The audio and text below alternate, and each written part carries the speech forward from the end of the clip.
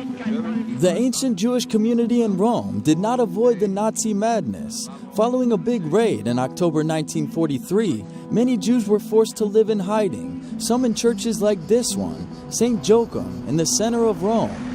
The parish priest at the time, Marco Antonio Dresino, hid 3 Jews in a nook of the roof for 9 months. It was an episode that he kept secret until Father Ezio Marcelli decided to investigate it 40 years later.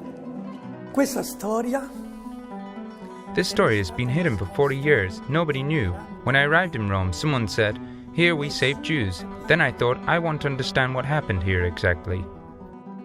The Nazis entered churches and carried out many checks. To avoid being found, the Jews opted for an extreme measure, blocking the entrance. This way, nobody could enter or leave. To communicate with their families, they tied their messages to a thread and lowered them down through a hole in the roof of the church. To receive food, clothes, newspapers, they used this window through which even people could pass.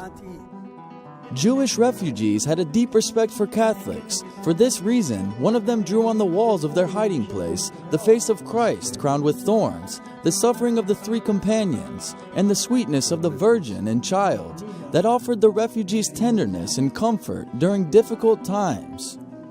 This anguish is also reflected in this image of a man sitting with his hands covering his face.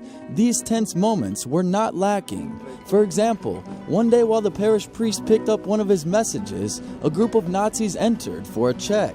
The priest threw himself to the ground as if he were praying, and the soldiers did not notice. The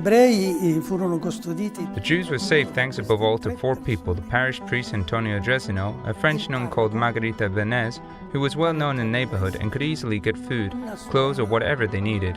Also an engineer named Pietro Lestini, who had the idea of the wall so that nobody could enter. He was helped by his daughter, university student. She was in charge of taking the letters of the Jews to their relatives. In 1995, this student, then elderly, collected the posthumous award from the State of Israel for those who helped persecuted Jews. Antonio Dresino, Margherita Venez, Pietro Lestini, and her daughter, all being recognized as righteous among the nations.